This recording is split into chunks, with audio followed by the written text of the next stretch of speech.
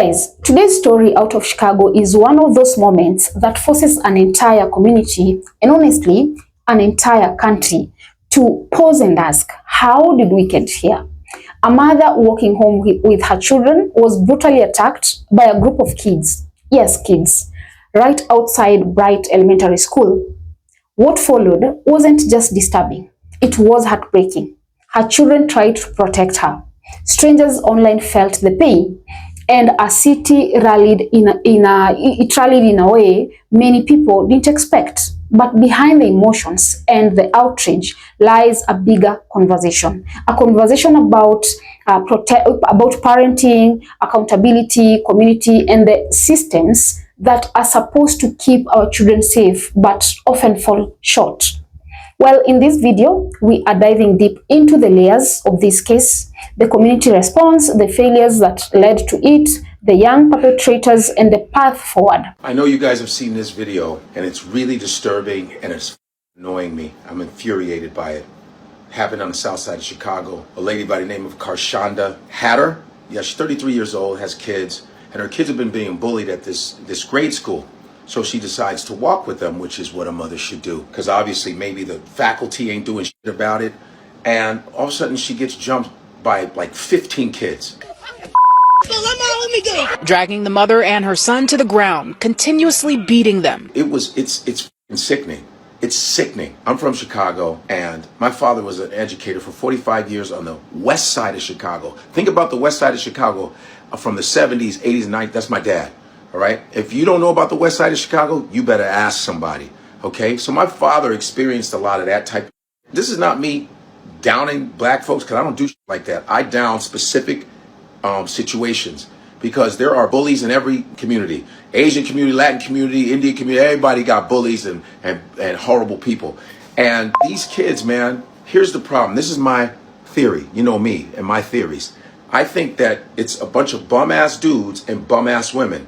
They meet like in the streets, they meet somewhere, and then they decide to get together. Say, hey, I'm a bum ass dude, I'm a bum ass woman. So they get together, then they have bum ass sex, and then he busts his bum ass into her bum ass stomach, and now they go, woo, we're gonna have a baby. And that baby is a fucking bum, because you can tell by the way it cries, wham, I'm here.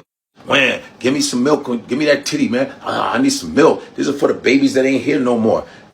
Bum ass babies, so they grow up and they meet bum ass women, bum ass men. So the cycle continues. A bunch of bum ass human beings. It's a cyclical thing where a bunch of bum ass people are breeding a bum ass society, and then you get results like this, where these horrible kids just come and beat up the mother and the children. First of all, I hate bullies. I hate them. We've all been victims of bullying. We've all been part of bullying, and it's all horrible that these kids are going through. I hope that every single one of those kids gets so severely punished that they won't ever want to come outside ever again. Thank goodness that the community I think it's the Deering community on South Side Chicago. They're all coming out and protesting and wanting names. And good Lord, I'm glad you all showed your asses on this camera. It was so f***ed up and horrible. So I just want you guys to know this, and shame on you, and shame on those bum ass parents with your bum ass kids, you bums. I'm going to be very blunt. These are some badass kids raised by some even dumber ass adults. I really don't get is when you start seeing what some of the family members are saying about this shit online, it all makes sense. I get wanting to stand up for your child. I really do. But wrong is still wrong. And those kids who jumped that woman in Chicago while she was walking home with her children, they were wrong. You're defending your child as if the public is coming after them for no reason. But did we watch the same video? Because your daughter clearly swung at a grown woman unprovoked. Peer pressure my ass. There was no hesitation, just straight up bullying. Kids will be kids is the biggest fuck up I've ever heard. Saying things like kids will be kids is exactly why they're doing what they're doing in the first place. This wasn't a prank. This wasn't roughhousing. It was flat out disrespect and violence. Parents hate to admit, but your kids can act very different when you're not around. And that video did not show a scared peer pressure child. It showed a little girl who thought she could put her hands on anybody, even an adult. So instead of taking it to the chin and continuing to hold your child accountable online, you get on and cuss everybody else out? People who are concerned about your child's behavior. Clearly the apple doesn't fall too far from the tree. Reason that lady in Chicago and her kids got jumped by those other kids is because a lot of people have used the excuse of gentle parenting to be non-existent parents. And what it's actually causing is a generation of kids who have no conscience. These kids are not scared of anything because there's no discipline, there's no accountability. When kids do not learn a moral compass at a young age, when parents are not teaching their kids accountability, when they know that there is nothing going to happen at home when you do something bad, those kids are going to become more and more dangerous. And I blame the parents. Too many of these kids is out here raising themselves. And the schools are complaining because they call home. And I'm telling you this as someone who was an administrator in a school, and the parents don't see a problem. They do nothing. They fight with the school. They fight with the other parents. It's always an issue, but they don't hold their kids accountable. I understand the notion of not hitting kids anymore because it's linked to slavery. Like, I get that. But there is a healthy level of fear that your kids should have of you. They should be worried that their parents are going to be upset when they do something wrong and that they're going to be accountable in some way to a parent. What makes this situation so shocking isn't just the violence. It is what it revealed about the environment these kids come from. While one parent immediately told the world they weren't going to, help their kid, their own son rather, because he put himself in that mess, another parent dismissed their child's involvement like it was nothing more than playground drama. That contrast tells a bigger story. Some kids are being held accountable, and others are being shielded from consequences entirely. Meanwhile, questions are being raised about the school itself. Were there warning signs? Were these same kids already, bullying the victims' children? Did the school ignore complaints? The fact that the family has now been moved out of the school district suggests these concerns, weren't new, and that the system failed long before the attack even happened. But in the middle of all this darkness, guys, the community stepped up. Donations poured in, organizations showed up, public figures stepped in to support the family. Chicago showed the kind of unity that proves neighborhoods can still come together when something truly wrong happens. Now, let's talk about accountability, because this story has ignited one of the most heated debates online. Who failed first? The parents, the school, the community, or the system at large? Let's start with the parents. Now, the reactions from the parents of the children involved were drastically different. One parent outright refused to defend or excuse their child's actions. That parent made it clear, if you choose violence, you face the same consequences. Whether people agree with that approach or not, it showed that at least one adult was willing to take a difficult but necessary stance. On the other hand, another parent minimized, their daughter's involvement, almost comforting her, through it as if the attack was just a minor mistake. That is where many people drew the line. Because how can a child learn empathy or boundaries when their own parent acts like nearly beating a woman in front of her kids is not that serious? This is where the broader discussion or gentle parenting came into play.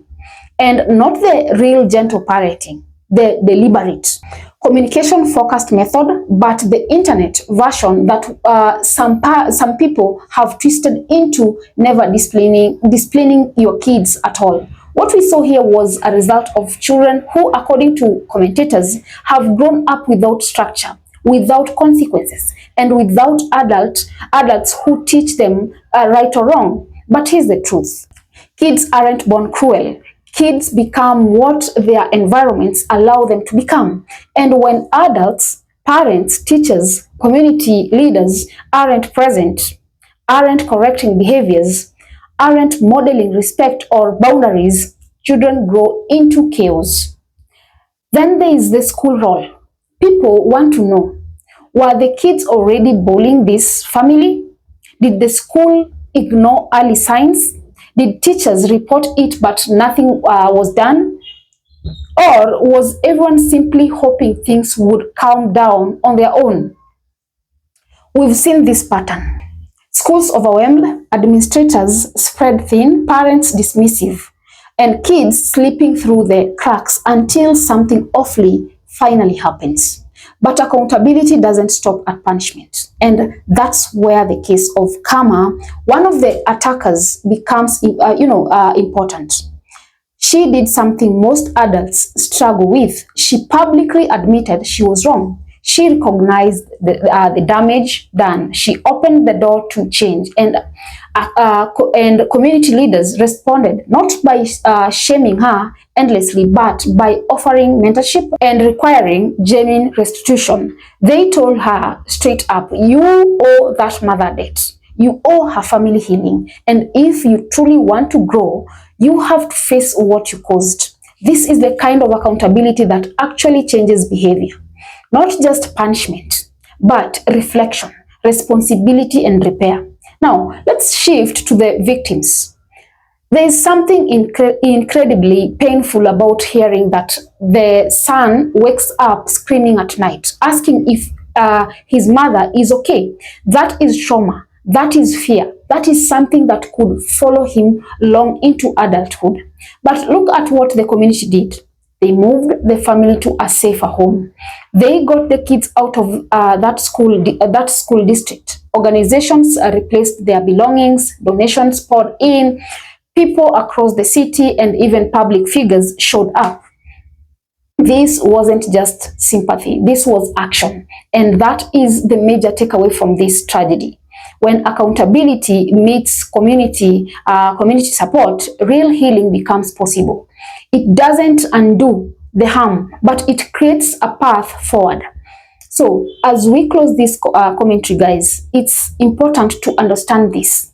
We can talk about bad parenting, failed schools, and broken systems all day. But if nothing changes at home, if nothing changes in the schools, if communities don't stay consistent, then stories like this will continue. Children don't just need love. They need boundaries. They need structure. They need adults who show up before something terrible happens. This incident wasn't just an attack. It was a warning that kids are raising themselves, a warning that consequences are becoming optional, a warning that the next generation is watching everything adults don't do. And now we are left asking one final question. Will we learn from this, or will we wait until it happens again? Guys, let me know on the comments. Also, remember to subscribe, like, and share as well. And until next time, bye-bye.